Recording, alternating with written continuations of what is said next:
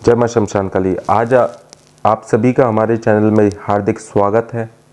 आज मैं आप सभी को बताने जा रहा हूं कि बहुत से ऐसे लोग हैं जिनकी छत पर किसी के चलने की आवाज़ आती है, धम-धम की आवाज़ आती है और घुंघरुओं की आवाज़ आती है छत पर से।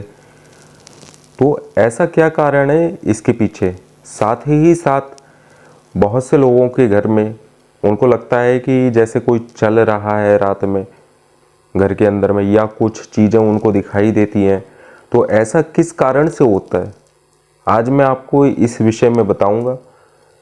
आपने देखा होगा कि बहुत से लोगों का घर जो है वो किसी का घर चौराहे के पास होता है, किसी का तिराहे के पास होता है, और किसी के घर के आसपास कोई कब्रिस्तान है, कोई शमशान है, या फिर कोई डीही स्थान है जहाँ पर क्षेत्रपाल होता है, खेड़ा है, नगर खेड़ा बना हुआ है।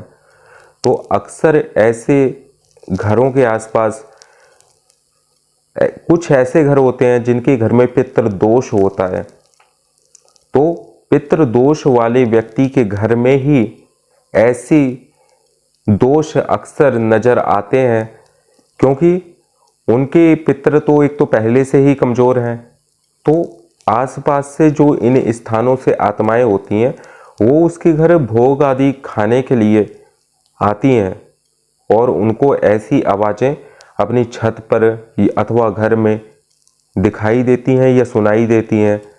किसी न किसी प्रकार से उनको इन शक्तियों की अनुभूति समय समय पर होती रहती है, और ऐसा अक्सर लगभग रात के 11 बजे के बाद होता है।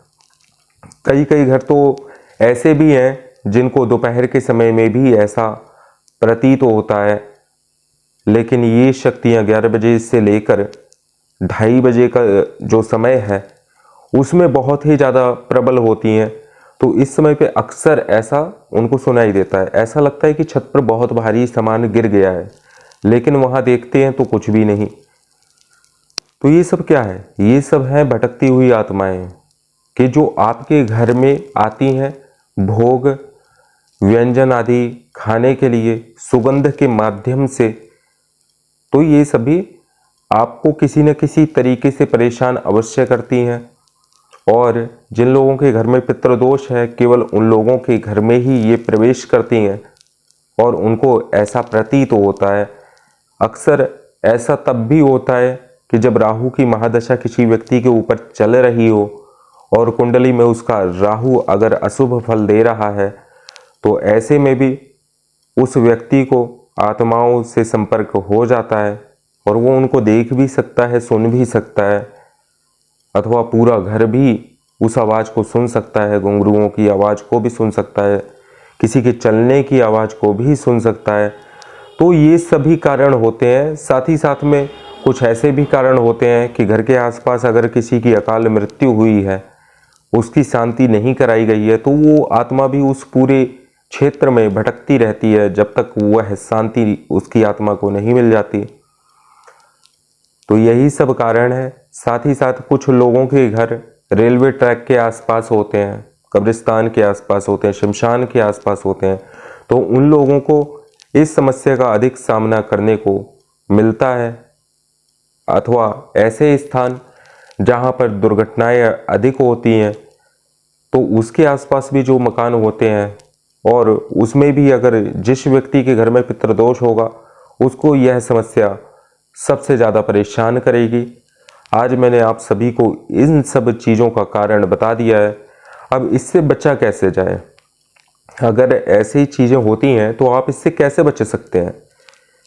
इससे बचने का सबसे पहला उपाय है कि आप अपने पितरों को मुक्त करने का उपाय करें, अपना पितृदोष दूर करवाएं, किसी गुरु से संपर्क करें जो आपको बाकायदा पितृदोष की सही जानकारी दे सके, उनकी शांति और निवारण का प्रयोग करा सके। साथ ही साथ आप पितरों का जो भोग है वह शमशान आदि में भी दे सकते हैं। जैसे अगर किसी के घर के पितृ किसी प्रकार से अतृप्त हैं, तो ये सब आप भोग को कैसे, शमशान में क्या क्या भोग देना है, ये सब आप गुरु से पूछ करके और वहाँ उस शमशान में भोग दे सकते हैं। तो ये क्रम तंत्र का है और इसके माध्यम से आपको बताया जाएगा। जिस व्यक्ति को ऐसी बाधाएं हैं वह अवश्य हमसे कॉल पर बात कर सकता है, उसकी समस्या का समाधान अवश्य बताया जाएगा। साथ ही साथ ऐसे जो घर होते हैं उस घरों में घर कीलन अत्यधिक महत्वपूर्ण है। आप अपने घर का कीलन करा लें, जिसके माध्यम से आपके घर में जो नकारात्मक शक्ति का वास है वह तो दूर होगा ही, उस आत्मा का आना जाना बंद हो ही जाएगा।